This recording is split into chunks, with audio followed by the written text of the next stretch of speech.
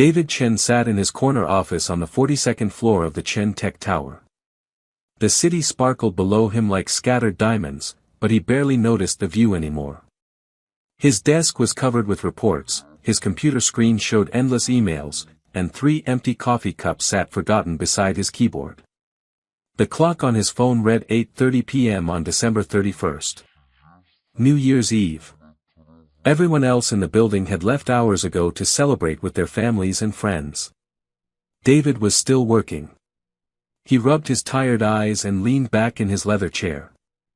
At 42 years old, he was one of the youngest billionaires in the country. His technology company had revolutionized online shopping and made him richer than he had ever dreamed possible. Magazines called him a genius. Business schools taught case studies about his success. Politicians wanted his support, and celebrities wanted to be seen with him. But tonight, David felt completely alone. He picked up his phone and scrolled through his contacts. There were hundreds of names, but they were all business people. Lawyers, investors, employees, competitors, reporters. Not one real friend. Not one person he could call just to talk. Not one person who cared about him as David the person instead of David the CEO. His stomach growled loudly in the quiet office. He realized he had forgotten to eat lunch again. Actually, when was the last time he had eaten a real meal? This morning he had grabbed a protein bar. Yesterday he had ordered a sandwich to his office but only ate half of it during a video conference. The day before that he had skipped meals entirely. David stood up and walked to the large windows. The streets below were full of people heading to restaurants, bars, and parties. Couples walked hand in hand. Groups of friends laughed together as they hurried through the cold winter air. Families with children pointed at the decorations in store windows. He had been working non-stop for 15 years. While other people his age were getting married, having children, and building relationships, David had been building his empire.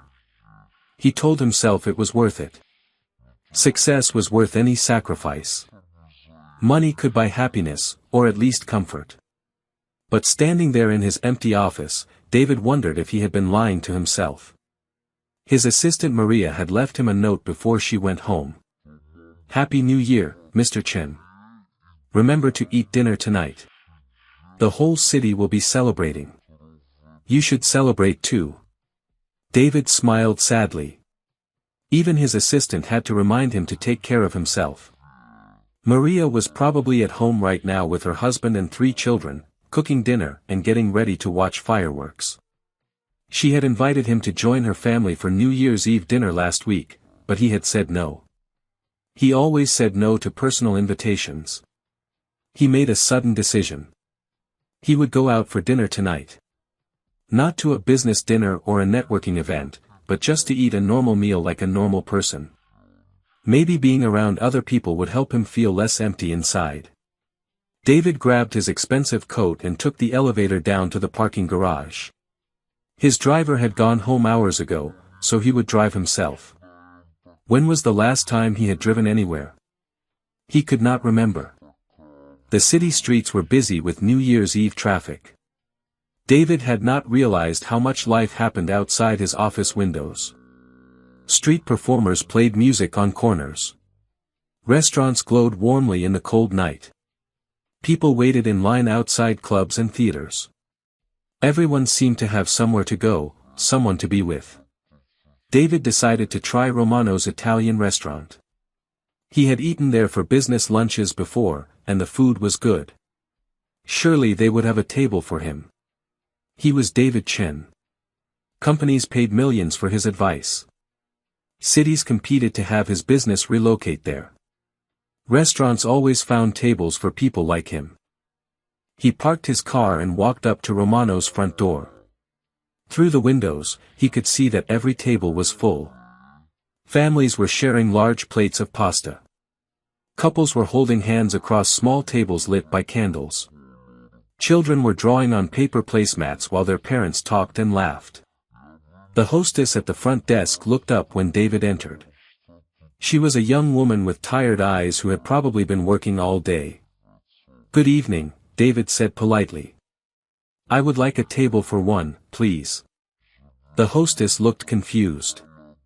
"I'm sorry, sir, but we're completely booked tonight. Did you have a reservation?" "No, but I'm sure you can find something. I'm David Chen from Chintech. I've eaten here many times for business meetings." The hostess checked her computer screen and shook her head. "I'm really sorry, Mr. Chen, but every table is reserved until after midnight. New Year's Eve is our busiest night of the year. People made these reservations months ago." David felt his face get hot with embarrassment. He was used to getting whatever he wanted immediately. Money and status had always opened doors for him. But tonight, for the first time in years, someone was saying no to him. "Are you sure there's nothing available?" he asked. "I could wait at the bar." "The bar is full too, sir. There's a waiting list, but honestly, you would probably be waiting until after midnight. Most of our customers tonight are celebrating with family dinners that will last hours." David nodded slowly and turned to leave. Through the windows, he could see all those families and friends enjoying their meals together. The restaurant was warm and bright and full of laughter. Outside, the December wind was cold and sharp. He walked back to his car and sat in the driver's seat for a moment. Where else could he try? He pulled out his phone and started calling restaurants. The first 3 were booked solid. The 4th had a table available, but only at 2 a.m. The 5th restaurant had a waiting list with 20 people ahead of him. After 30 minutes of phone calls, David had to accept the truth. Every restaurant in the city was booked. All the fancy places where he usually ate with clients. All the casual places he had never bothered to try. Even the fast food places near his office had long lines and no seats available. He had billions of dollars in the bank, but he could not buy himself a simple dinner on New Year's Eve. David drove around the city for another hour, stopping at restaurant after restaurant. Each time, the answer was the same. No tables available. Everything was reserved. Come back tomorrow when the celebration was over.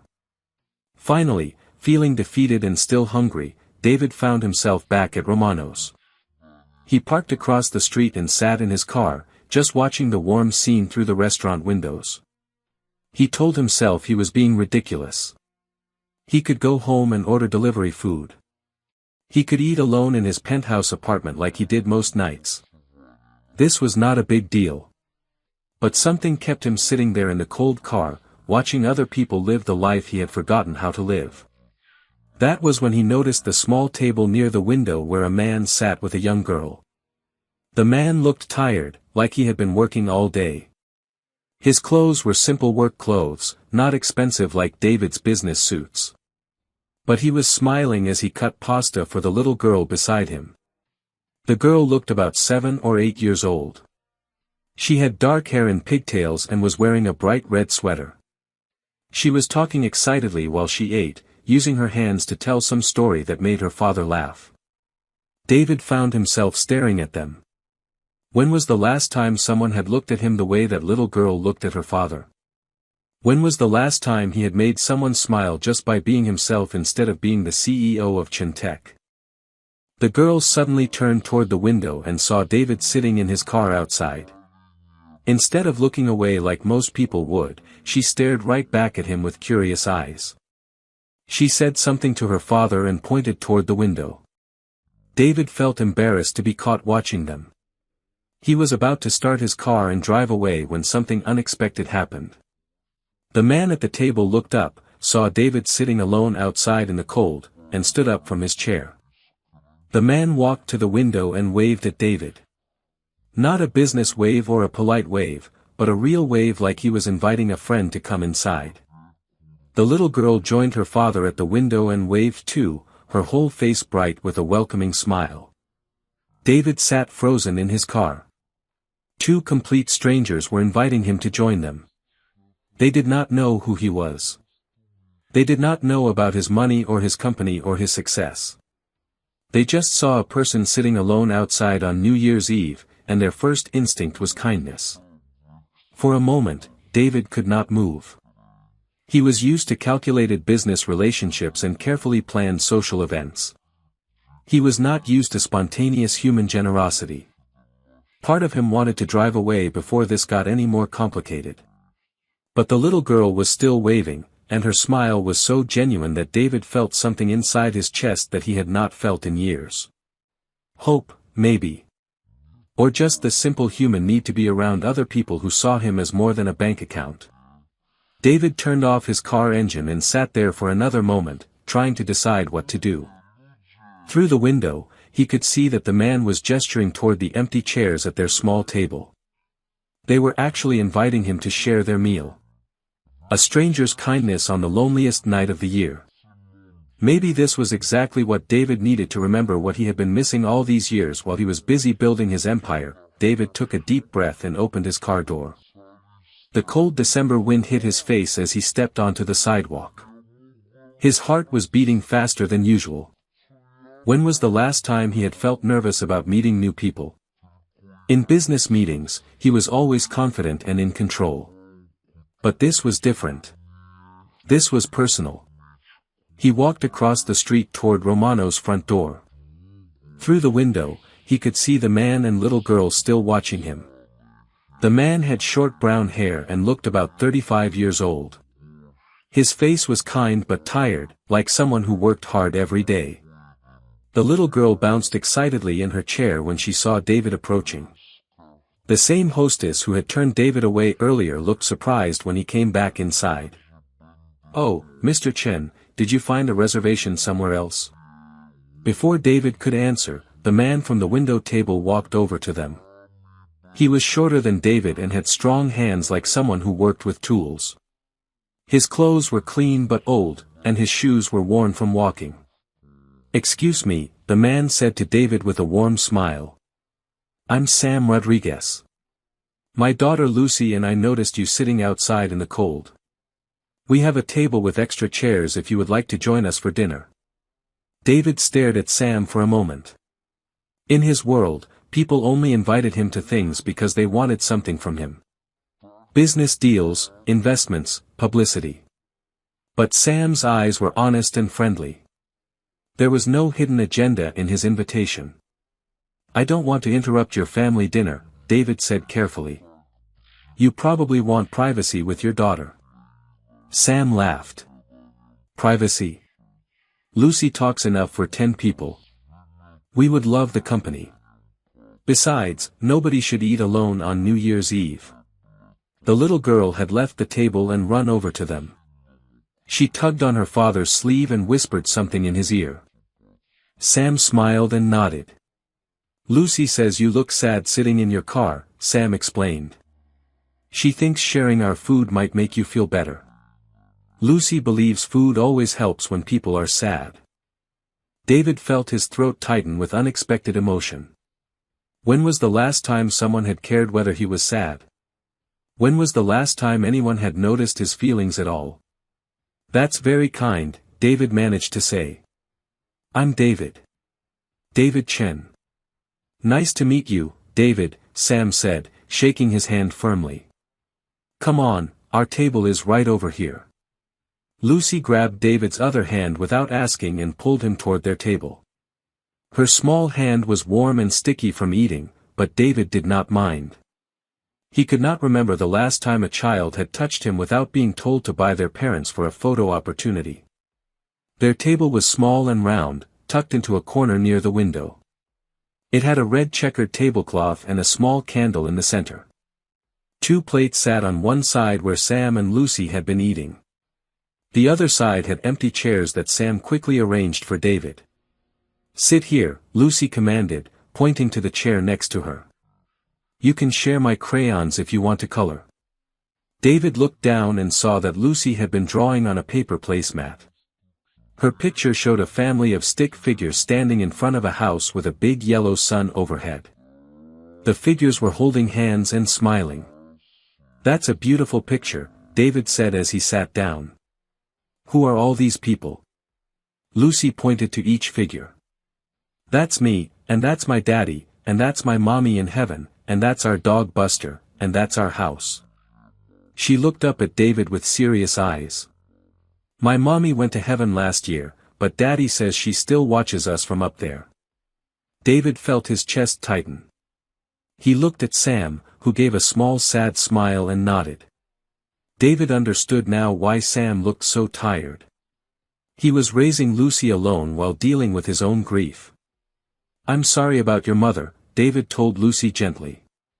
Lucy nodded matter-of-factly. It's okay.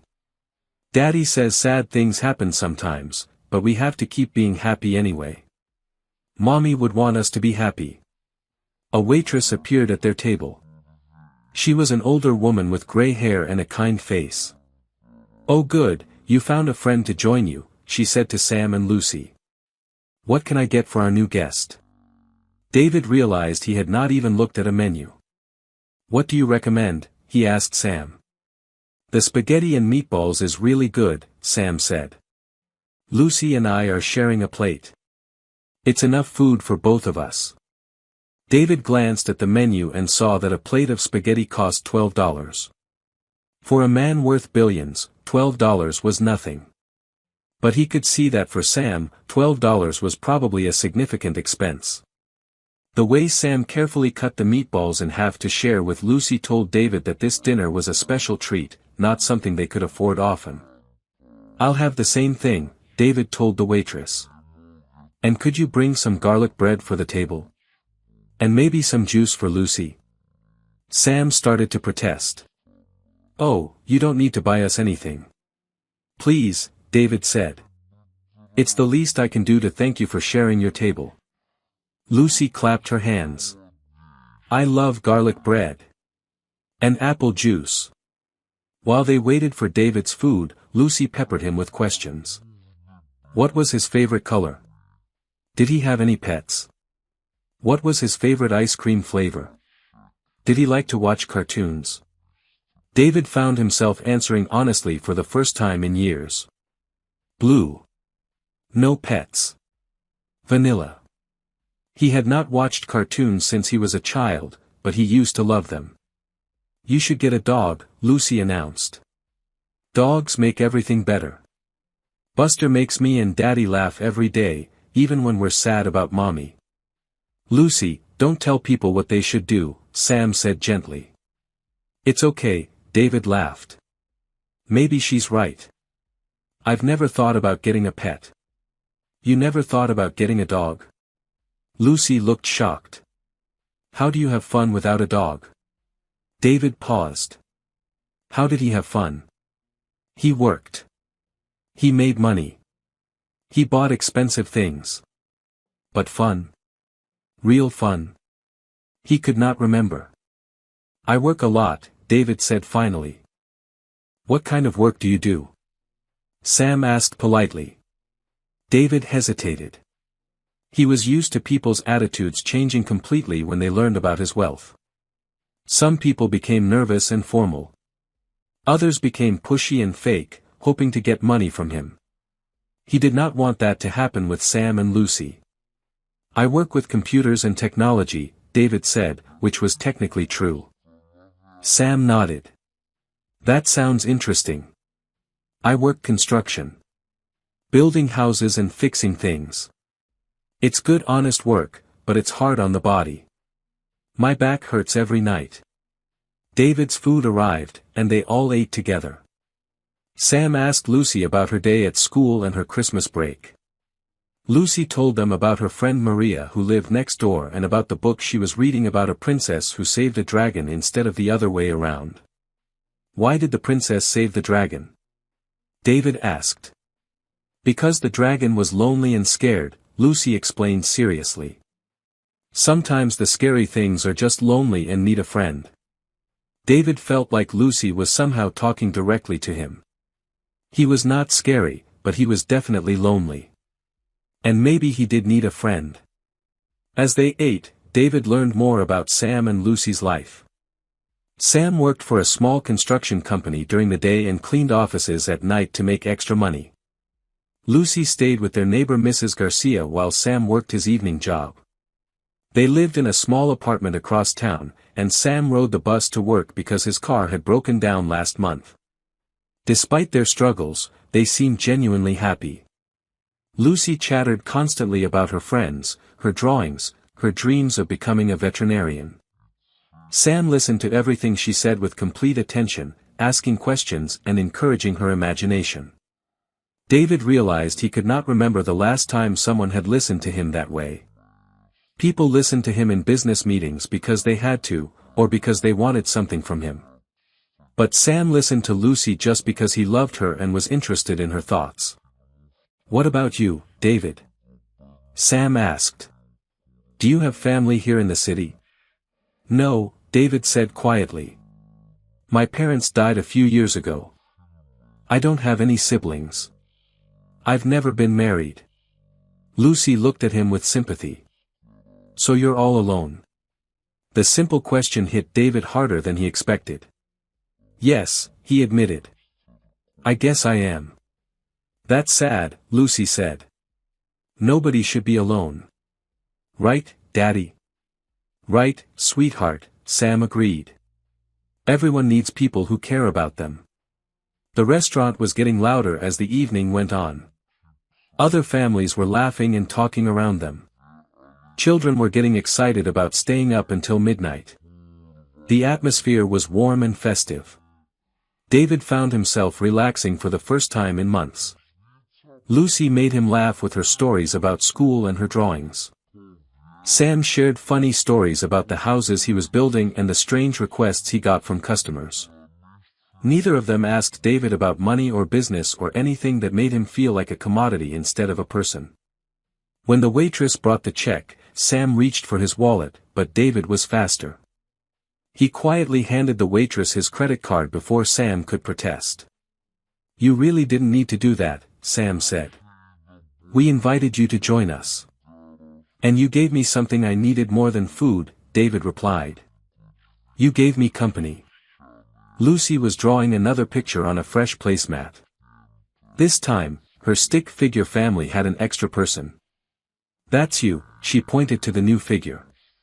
"Now you're not alone anymore." David stared at the simple drawing. He was surprised to feel tears building in his eyes. A child's crayon drawing was affecting him more than all his business achievements combined. The waitress returned with David's card and receipt. As she walked away, David noticed Sam staring at the receipt that she had accidentally left face up on the table. Sam's eyes widened when he saw the name, David Chen, printed on the credit card receipt. Sam looked up at David with surprise. "David Chen? Are you the David Chen who owns Chen Tech?" David's heart sank. Here it was. The moment when everything would change. When Sam would either become nervous and formal, or would start asking for money, or would wonder what a billionaire was doing eating dinner with them. "Yes," David said quietly, waiting for Sam's reaction. But Sam surprised him. Instead of changing his attitude, Sam just nodded thoughtfully. "Lucy," he said to his daughter, "do you remember the computers at your school library that were donated by a company called Chintech?" Lucy looked up from her drawing. "The new computers that are really fast." "Those are the ones," Sam said. "David's company donated those computers to help kids like you learn better." Lucy beamed at David. "You gave computers to my school? That's so cool. I love using those computers." David felt a warm feeling spread through his chest. He had donated computers to hundreds of schools, but it had always been just numbers on a corporate charity report. He had never met a child who actually used them. "I'm glad you like them," David said to Lucy. Sam was looking at David with a new understanding. "You know," he said slowly, "having all that success and money must be nice, but it probably gets lonely too. Especially when you don't know if people like you for yourself or just for what you have." David stared at Sam in amazement. Most people either could not understand that wealth could be lonely, or they did not want to believe it. But Sam understood immediately. "How did you know?" David asked. Sam smiled sadly. "Because I know what it's like to feel alone, even when you're surrounded by people. After my wife died, I felt alone even when Lucy was right next to me." Grief and loneliness can happen to anyone, no matter what their life looks like from the outside. David felt a connection with Sam that went deeper than anything he had experienced in years. They were both men who had lost important people. They were both trying to figure out how to live meaningful lives. The only difference was that Sam had Lucy to remind him what mattered, while David had been lost in his work for so long that he had forgotten what he was working toward. "It does get lonely," David admitted. "I have everything I thought I wanted, but I don't have anyone to share it with." Lucy had finished her second drawing and pushed it across the table to David. "Here," she said. "You can keep this picture so you remember that you have friends now." David looked down at the drawing. It showed the same stick figure family as before, but this time they were all sitting around a table eating dinner together. Above them, Lucy had written in careful letters, "Happy New Year, friends." As midnight approached and the restaurant prepared for the countdown, David realized that this simple dinner with Sam and Lucy had changed something fundamental inside him. For the first time in years, he did not feel alone. The countdown to midnight began around them. Other families in the restaurant started shouting the numbers together. 10. 9. 8. Lucy jumped up from her chair and grabbed David's hand on one side and her father's hand on the other side. 7. 6. 5. David found himself shouting along with everyone else. 4. 3. 2. 1. Happy New Year. The restaurant erupted in cheers, hugs, and kisses.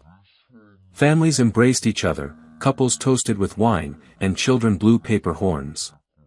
Lucy threw her arms around David in a spontaneous hug that took him completely by surprise.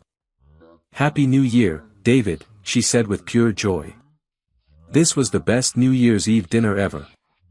Sam reached across the table and shook David's hand firmly. "Happy New Year, my friend. Thank you for making our evening special." David felt tears in his eyes. Nobody had called him friend in years. "Thank you both," he said quietly. "This was exactly what I needed." As the celebration continued around them, David realized something profound had happened to him tonight. For the first time in 15 years, he had connected with people who saw him as just David, not as a business opportunity. Sam and Lucy had welcomed him into their small family circle without asking for anything in return except his company. When it was time to leave the restaurant, David felt reluctant to say goodbye. He did not want to go back to his empty penthouse apartment and return to his isolated life. "How are you getting home?" David asked Sam as they put on their coats. "We'll take the bus," Sam replied. "The New Year's Eve buses run late tonight." "It's cold outside, and Lucy looks tired," David said. "Please let me drive you home." Sam hesitated. "That's very kind, but you've already done too much for us tonight." Lucy tugged on her father's sleeve. "Daddy, I want to see David's car. Please." Sam looked at his daughter's hopeful face and smiled. "Okay, but just this once." David's car was nothing fancy by Billionaire standards, just a simple black sedan. But Lucy was impressed anyway. She chattered excitedly during the drive to their apartment building, pointing out Christmas decorations that were still up and asking David if he had made any New Year's resolutions. "I haven't thought about resolutions in years," David admitted. "You should make some," Lucy said seriously. "I made 3 resolutions. I want to read 20 books this year, I want to help Daddy more with cooking, and I want to make a new friend." "Those are excellent resolutions," David said. "Maybe I should make some too." When they reached Sam and Lucy's apartment building, David was surprised by how modest it was. The building was old but clean, with small apartments and narrow hallways. David realized that his monthly car payment was probably more than Sam paid for rent. "Thank you again for dinner and for the ride," Sam said as he unbuckled Lucy's seatbelt. "You're welcome to visit us anytime. Lucy would love to show you her room and introduce you to Buster." "I would like that very much," David said, and he meant it. Lucy pressed her drawing into David's hands before getting out of the car. "Don't forget about us," she said earnestly. "I won't forget," David promised. "I could never forget." As he drove back to his penthouse, David kept thinking about Lucy's words. "Don't forget about us." How could anyone forget Sam and Lucy? They had shown him more genuine kindness in 3 hours than he had experienced in years. But more importantly, David realized he did not want to go back to his old life.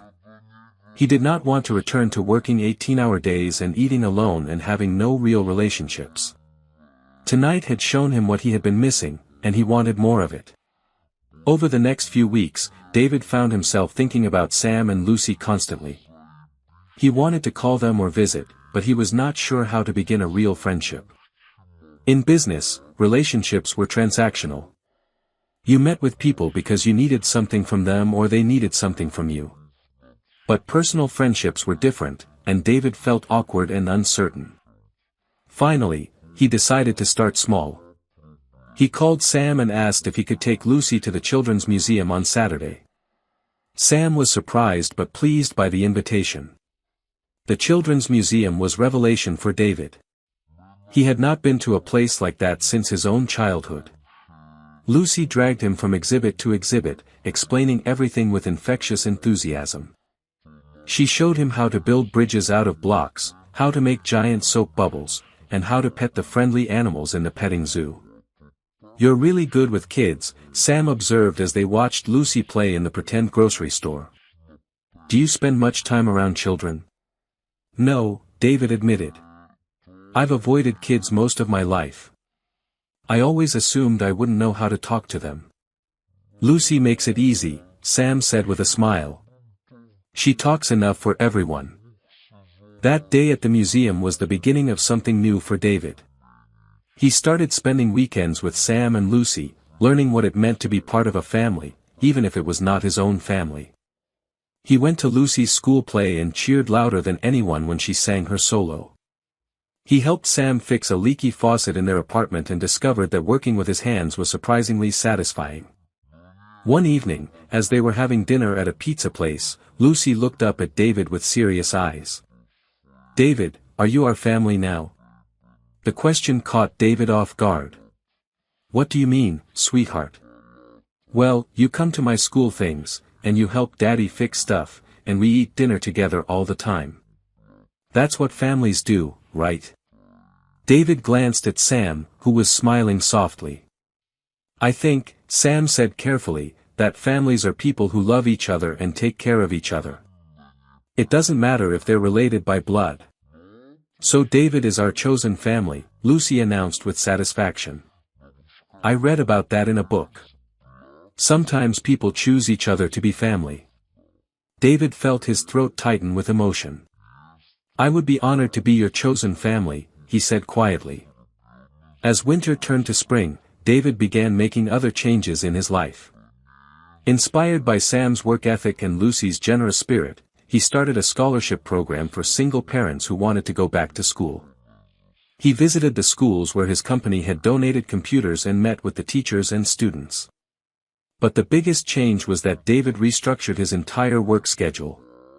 Instead of working 18 hours a day, he limited himself to 8 hours. Instead of working weekends, he spent Saturdays with Sam and Lucy. Instead of eating alone in his office, he invited colleagues to join him for lunch and actually talk to them about their lives, not just their work projects. His business partners were initially concerned about his reduced hours, but they quickly realized that David was actually more productive and creative when he was rested and happy. His decisions were better, his leadership was stronger, and his employees were more motivated because their boss seemed like a real person instead of a work machine. David also started volunteering at the community center in Sam and Lucy's neighborhood. He taught computer skills to adults who wanted to improve their job prospects. Many of them were single parents like Sam, working multiple jobs to support their families. David found their stories inspiring and their determination humbling. One day, while David was helping a woman named Rosa learn spreadsheet software, she told him about her dream of opening a small bakery. She had been saving money for years, working at a factory during the day and cleaning offices at night, just like Sam. I make the best tres leches cake in the city, Rosa said with pride. My grandmother taught me the recipe. Someday I want to have a little shop where families can come for birthday cakes and special occasions. David was quiet for a moment, thinking. How much money do you need to start your bakery? He asked. Rosa laughed sadly. More than I'll ever have. The equipment alone costs thousands of dollars, and then there's rent and supplies and licenses. It's just a dream. That night, David talked to Sam about Rosa's situation. I want to help her, David said. I have more money than I could spend in 10 lifetimes. Why shouldn't I help people achieve their dreams? Sam nodded thoughtfully. That's a beautiful idea. But be careful how you do it. People like Rosa have pride. They don't want charity. They want opportunities to succeed on their own. David understood what Sam meant. He worked with his lawyers to create a small business loan program with very low interest rates and flexible payment terms. Rosa became the first recipient, and within 6 months, she had opened Rosa's Sweet Dreams Bakery in a small storefront near the community center. The bakery became a gathering place for the neighborhood. Families came for birthday cakes, workers stopped by for coffee and pastries, and children pressed their faces against the windows to watch Rosa decorate beautiful cakes. David loved visiting the bakery and seeing how his investment had created not just a business, but a community hub. Word spread about David's loan program, and soon he was helping other people start small businesses. A man who repaired bicycles. A woman who made beautiful quilts. A teenager who wanted to start a lawn care service. Each success story gave David more satisfaction than any of his previous business achievements. Lucy was especially proud of David's new projects. She made him a certificate that said, World's Best Helper, and insisted he hang it in his office next to all his business awards. I like this David better than before, she told him one day while they were walking Buster in the park. What do you mean? David asked. Before, you were sad David who sat alone in his car. Now you're happy David who helps people and plays with me and makes Daddy laugh. Happy David is much better. David realized that Lucy was absolutely right. He was happy now in a way he had never been when his only goal was making money. Purpose, friendship, and love had given his life meaning that wealth alone never could. As autumn approached, David made another important decision. He promoted his most trusted employee to run the day-to-day operations of Chimtech, allowing David to focus on philanthropy and community work. He kept his ownership of the company, but he no longer needed to be involved in every decision. This change gave David even more time to spend with the people who mattered most to him. He attended every one of Lucy's soccer games. He helped Sam start his own small construction business with a loan from David's program. He expanded his scholarship fund and his small business loans to help hundreds of families improve their lives. 1 year after that life-changing New Year's Eve dinner, David found himself back at Romano's restaurant. But this time, he was not alone. Sam and Lucy were with him, along with Rosa from the bakery, several families from the scholarship program, and a dozen other people who had become part of David's chosen family. The hostess who had turned David away the year before smiled warmly when she saw their large group. Mr. Chen. We have your usual table ready. The big one by the window. As they sat down for their New Year's Eve dinner, Lucy climbed into the chair next to David, just like she had done a year ago. But everything else had changed. Instead of being a lonely billionaire who felt empty inside, David was surrounded by people who loved him for who he was, not what he owned. Make a wish for the new year, Lucy whispered to David as the server brought their food. David closed his eyes and thought about his wish. A year ago, he would have wished for more business success, more money, more recognition. Tonight, surrounded by his chosen family, he wished for the wisdom to keep growing as a person and the opportunity to help even more people find their own happiness. When midnight approached and the countdown began again, David looked around the table at all the faces he had come to love. Sam, who had taught him that true wealth was relationships, not money. Lucy, who had shown him that joy came from simple pleasures and genuine connections. Rosa, who had reminded him that everyone deserved a chance to follow their dreams. 10. 9. 8, they all shouted together. David thought about the scared, lonely man he had been just 1 year ago, sitting alone in his car outside this very restaurant. 7. 6. 5. He thought about all the people he had helped and all the friends he had made. 4. 3. 2. He thought about how much more meaningful his life had become when he stopped focusing on accumulating wealth and started focusing on building relationships. 1. Happy New Year. As everyone hugged and celebrated around him, David realized that Sam and Lucy had given him the greatest gift possible that night 1 year ago. They had given him the chance to discover who he really was underneath all the money and success. They had shown him that the richest life was not one filled with possessions, but one filled with love, purpose, and community. David Chen was still a billionaire. But now he was also a friend, a mentor, a helper, and a member of a family that had chosen each other. And that made him richer than any amount of money ever could. The little girl who had waved to a lonely stranger sitting in his car had been right all along. Sometimes the people who look scary or untouchable are just lonely and need a friend. And sometimes, the greatest fortune in life is simply having people who care about you for who you are, not for what you have. As the celebration continued around him, David smiled and squeezed Lucy's hand, grateful for the unexpected invitation that had changed his life forever.